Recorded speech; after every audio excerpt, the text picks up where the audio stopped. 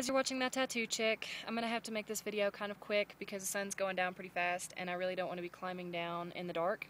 So, anyway, so on my walk, the last video that I made and the bottle that I found a maker's mark on the bottom of it, and I did some research on it, and it turns out that it is an antique medicine bottle from the turn of the century.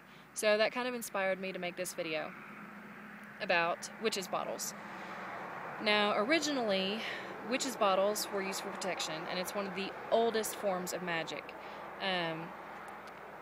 What would go into these bottles for protection would be things like coffin nails, rusted coffin nails. Sometimes blood was put in them. Let's see. Poisonous herbs. I know it sounds kind of like more like a hexing thing than anything. Broken glass.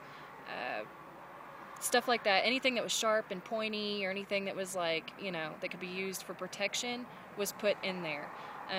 Things that you really wanted to stay away from. And the reason that they would put these things in there was so that it would create a psychic barrier.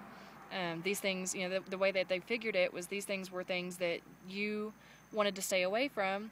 So naturally, psychically, it created a barrier that negative influences would also want to stay away from.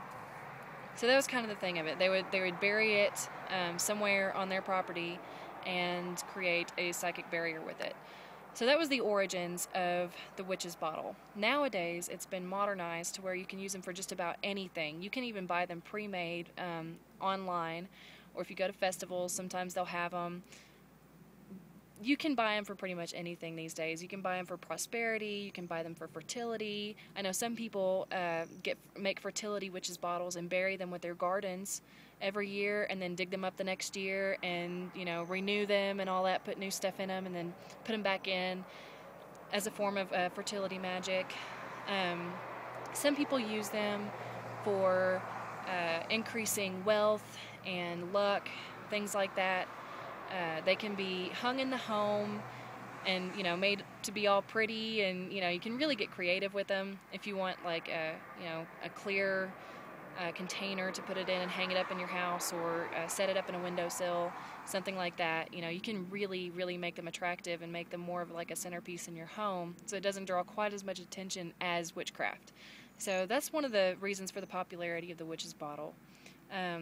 Of course, if you're intending on burying it, you don't have to make it pretty, so you don't have to make it pretty anyway. It's whatever you want to do with it. A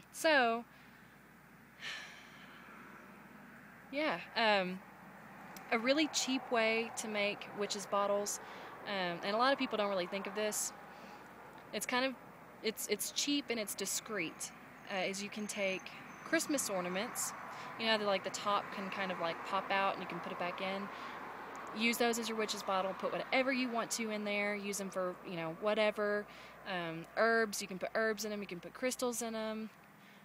You can put pretty much anything that you want to put in it, you can put into it. And then, just pop the top back in there and hang it up in your room, or put it somewhere safe in your house, or bury it outside. Really, it's up to you. So, excellent form of magic. Sorry this video is so quick. Like I said, sun's kind of going down really quick on me, and I don't want to be climbing down the side of this rock in the dark. So I apologize about that. Hope you guys really like this video, and merry meet, merry part until we merry meet again. Blessed be.